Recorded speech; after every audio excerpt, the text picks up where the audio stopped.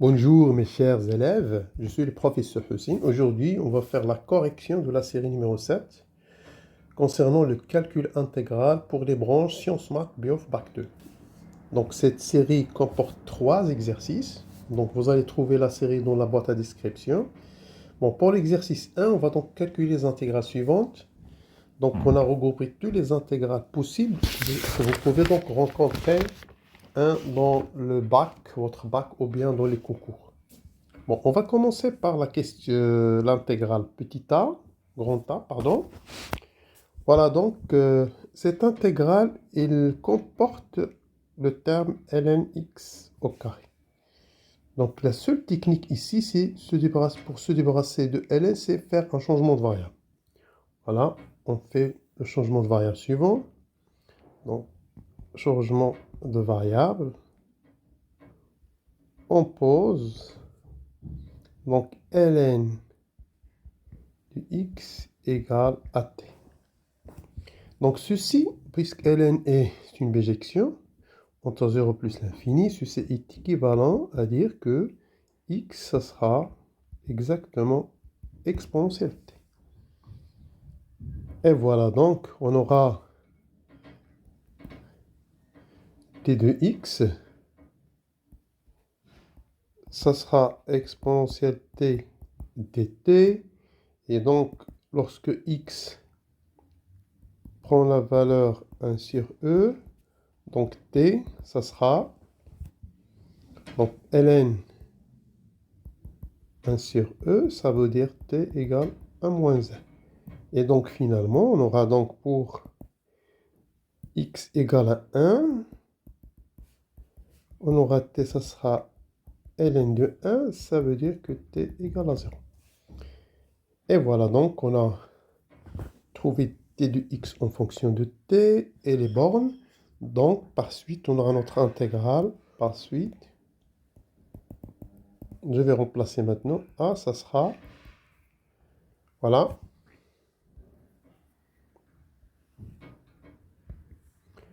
En haut, on a des t de x, ça sera exponentielle t dt. Et en bas, x, ça sera exponentielle t. Et j'aurai donc 1 plus t carré facteur. Et donc, ça, c'est l'intégrale. Les bornes 1 sur e, on a dit, ça va nous donner moins 1. Et 1, ça va nous donner 0. Et voilà, donc je vais simplifier par ce terme-là, exponentielle t. On obtient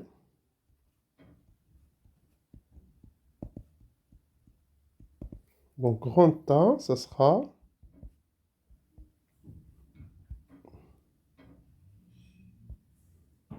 dt sur 1 plus t carré. Donc l'intégrale entre moins 1 et 0. Et ça n'est autre que, donc cette intégrale, c'est l'arc tangente. Donc c'est arc tangente de t entre moins 1 et 0. Et ça va donner donc arc tangente 0 moins, arc tangente moins 1. Arc tangente 0, c'est 0 moins, et arc tangente moins 1, c'est moins pi sur 4. Finalement,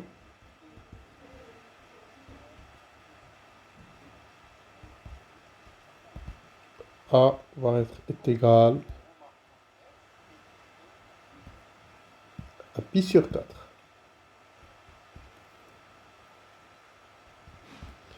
Et voilà, donc ceci termine cette intégrale grand A. On passe à l'intégrale grand P. Observons une chose. Observons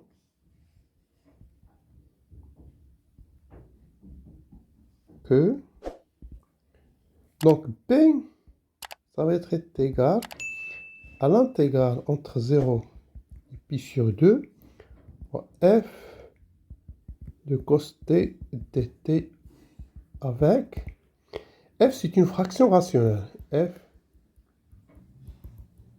fraction rationnelle. Donc en général, là, on applique la règle de Bioch. Je vais la rappeler. La règle de Bioch.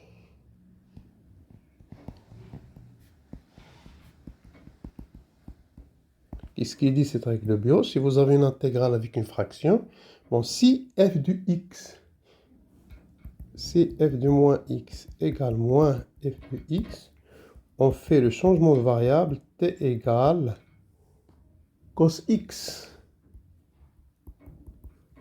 Et si f de moins x, pardon, si f de pi moins x égale moins f de x, on fait le changement de variable t égale à sinus x. Et si f de p plus x égale à f de x, on fait le changement de variable t égale à tangente x. Mais ici,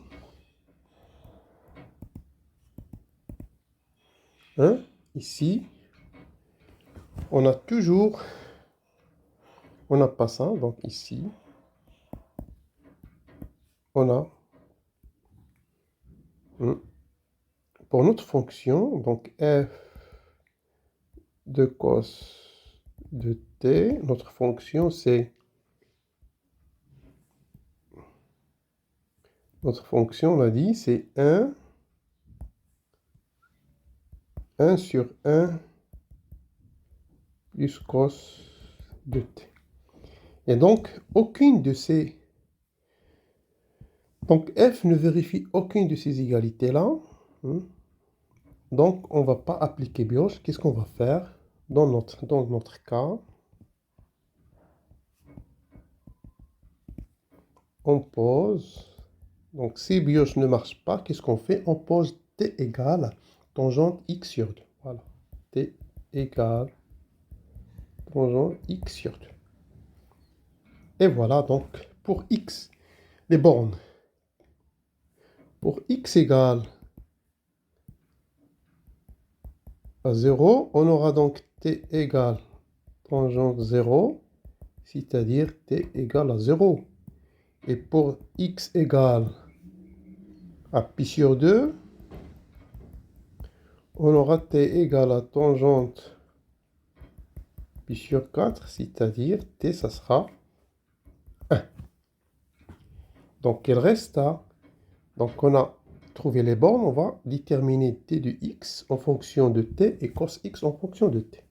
Voilà, pour la première, t de x, on sait que donc t, c'est tangente x sur 2. Donc, si vous dérivez, vous trouvez dt, 1 demi de 1 plus tangente carré de x sur 2, t de x. Et ceci, ça serait égal à 1 demi, 1 plus t carré, parce que tangente, c'est t. Tangente x sur 2, c'est t, au carré, t de x. Et voilà, je vais exprimer maintenant t de x en fonction de t de t. Ainsi, on aura donc t de x égale 2 fois dt sur 1 plus t carré. Voilà. Maintenant, cosinus. On va exprimer cosinus de x en fonction de t. Voilà. Donc, cos x, je peux l'écrire cos 2 fois x sur 2. Et donc, on applique cos de x, c'est cos carré moins sinus carré. On aura là cos carré de x sur 2 moins sinus carré de x sur 2. Or, qu'est-ce qu'on aura? Or, on a x est compris entre 0 et pi sur 2, ce qui est équivalent à donc à x sur 2 est compris entre 0 et pi sur 4. C'est-à-dire, voilà, que cosinus x sur 2 est strictement positif. Et donc, je peux donc simplifier, donc factoriser par cos x sur 2. Donc,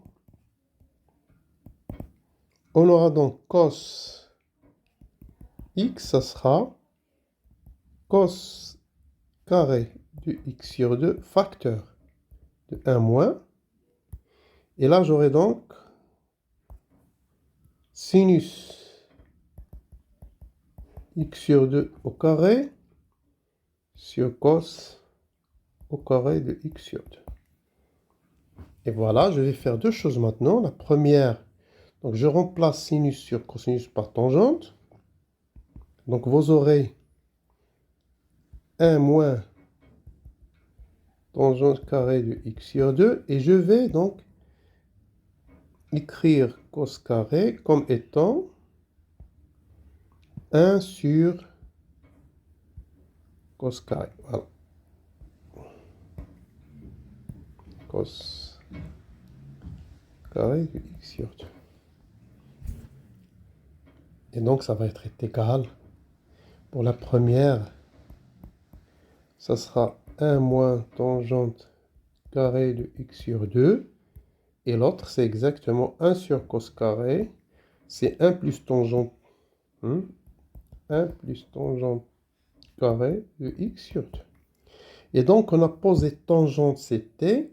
Donc, on aura donc, voilà, finalement, on aura que cos x, c'est 1 moins t carré sur 1 plus t carré. Voilà. Voilà. Donc, maintenant, on a tous les ingrédients. On a les bornes. On a d de x en fonction de t. Et on a cosinus de x en fonction de t. Donc, notre intégrale p par suite. Donc, par suite. P, ça va s'écrire. Voilà. J'aurai tout d'abord d de x. Ça sera donc 2.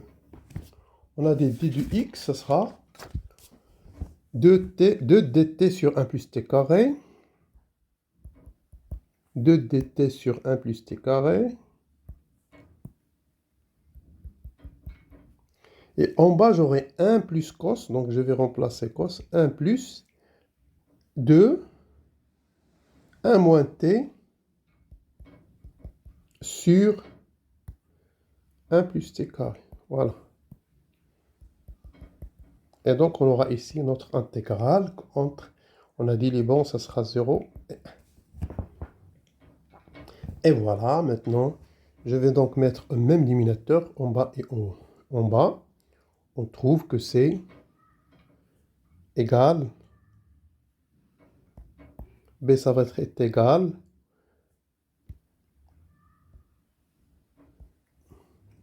De dt sur 1 plus t carré. Pour le moment, ça reste intact. Et en bas, si vous faites un même dénominateur, vous trouvez que c'est 2 sur 1 plus t carré. Voilà. Et j'aurai donc mon intégrale entre 0 et 1. Et voilà, je vais faire deux choses. Je vais simplifier par 2 et simplifier par 1 plus t carré. Ça donne, donc ça c'est une intégrale égale exactement l'intégrale entre 0 et 1 de dt.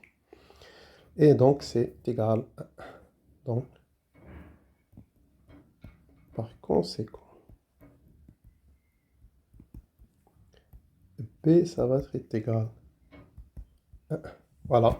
On a terminé donc la deuxième intégrale. Maintenant, on passe à la troisième intégrale.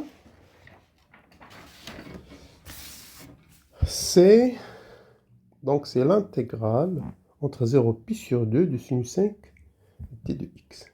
Voilà. Donc, cette intégrale prend la forme suivante. Donc, intégrale de sinus p de x cos q x t de x. Donc, on a deux cas. Premier cas, P au Q impair. Et dans ce cas, CP est pair et Q impair. Donc on a les cas ici. Donc P pair et Q impair. On fait le changement de variable. T égale sinus x. Maintenant, C, P et Q sont pairs tous les deux. Impairs tous les deux, c'est P et Q. Ils sont impairs.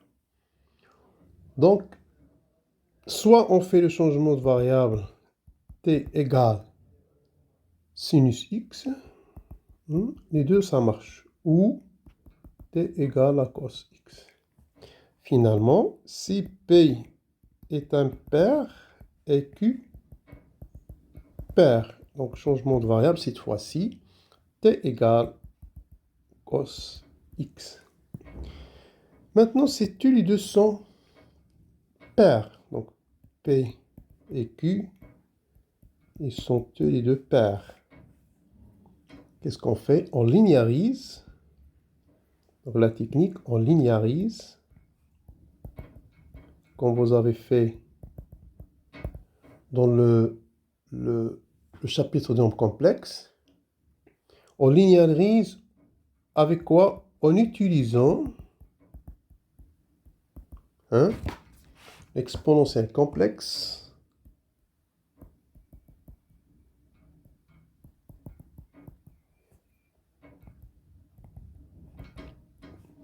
plus les formules trigonométriques.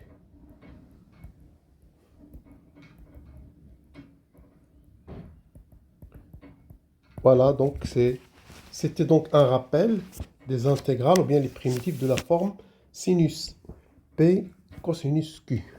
Donc revenons donc à notre cas. Donc qu'est-ce qu'on va faire? Donc on a 5 est impair. Donc qu'est-ce qu'on va faire tout d'abord? Voilà, on a C, ça s'écrit. Je peux écrire donc sinus x fois 1 moins cos carré de x, du tout au carré de x. Donc compris entre 0 et pi sur 2. Voilà.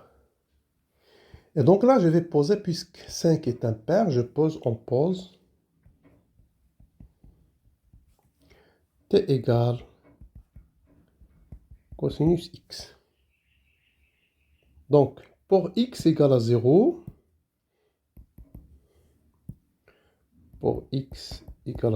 j'aurai donc t, c'est cos 0, c'est-à-dire t, ça sera 1. Et pour x égale à pi sur 2, j'aurai t égale à cos pi sur 2, c'est-à-dire t égale à 0. Donc, il me reste d de x là. Donc, d de x. Donc, dt, ça sera moins sinus x d de x. C'est-à-dire que notre d de x, voilà, d de x, ça va être égal. Donc, d de x, ça sera moins dt sur sinus x. Et voilà. Je vais donc remplacer. Donc, qu'est-ce qu'on a? Donc, grand C, ça sera... Donc, les bornes pour x égale à 0, t égale à 1. Et pour x égale à pi sur 2, t égale à 0. Voilà. Et j'aurai donc sinus de x. Et je remplace. Donc 1 moins cos carré, on a dit t c'est cos.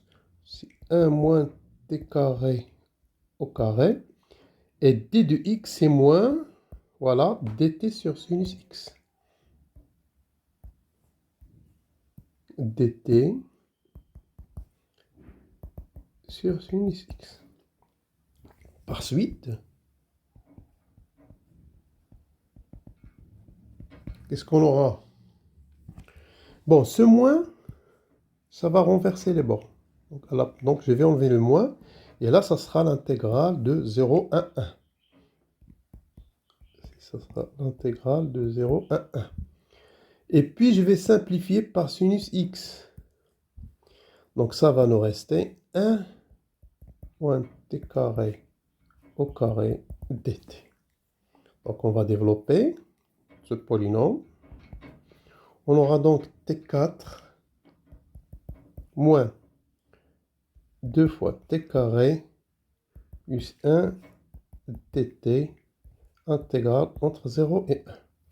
Et ça, c'est facile à calculer. Donc, t4, c'est 1 sur 5 t5. L'autre, c'est 2 sur 3 t3 plus t entre 0 et 1, et ça donne 1 sur 5 moins 2 sur 3 plus 1. Finalement, par conséquent, C, ça va être égal à 8 sur 15.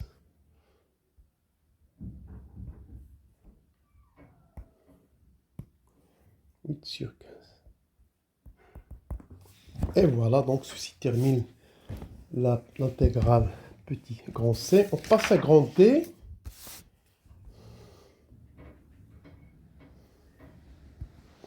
Bon, pour cette intégrale, on a 1 plus 1 moins x carré. Donc pour se débarrasser de ça, je vais remplacer x par soit cosinus sinus, et donc remplacer 1 moins cosinus par sinus, donc, et se débarrasser donc de la racine.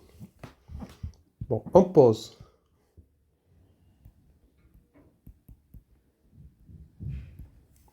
On pose x égale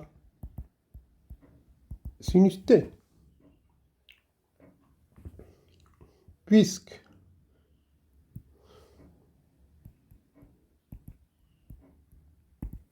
la fonction qui a x associée sinus x est bijective de 0 pi sur 2 vers 0, 1, on aura donc vers 0, 1, on aura. Donc là, je peux calculer facilement les images. Pour x égale à 0, 1, j'aurai t égale à 0. Et pour x égale à 1, j'aurai t égale à pi sur 2. Voilà. Et maintenant, t de x, ça donne cos t dt. Et voilà. Par suite, je vais remplacer dans l'intégrale t, vous aurez t égale. Bon, on a dit, bon, déjà les bornes.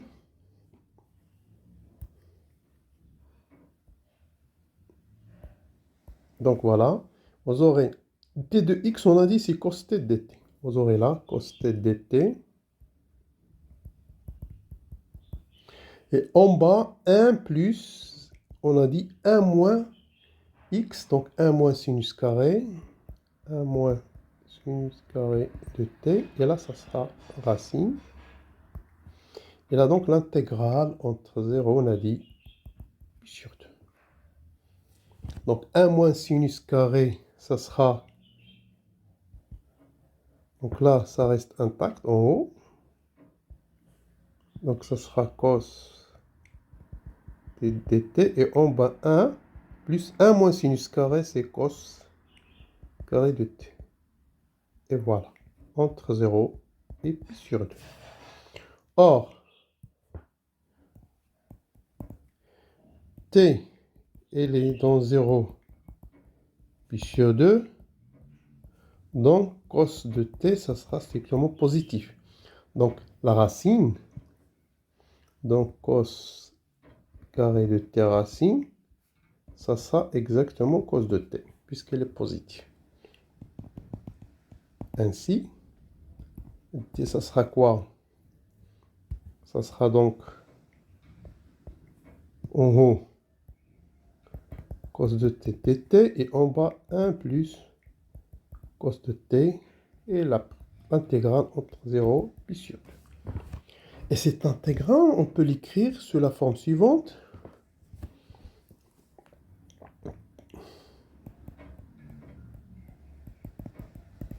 Par suite, t, je peux l'écrire, voilà. Je peux séparer. J'aurai donc 1 moins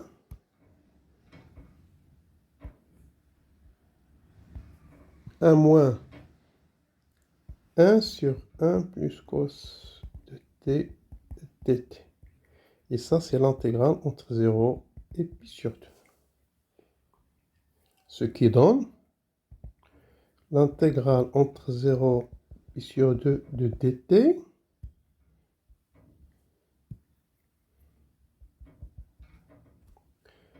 moins l'intégrale, je vais descendre, voilà, pour avoir de la place. Alors, ça va être égal l'intégrale entre 0 pi sur 2 dt moins l'intégrale entre 0 pi sur 2 de quoi? De 1 sur de dt sur 1 plus cos de t. Bon, pour la première intégrale, ça donne pi sur 2, mais la deuxième, c'est l'intégrale p. Voilà, on a déjà calculé cette intégrale p. On a dit que ça va être égal à 1. Voilà, finalement, t, ça sera égal à pi sur 2. Voilà, pi sur 2 moins 1.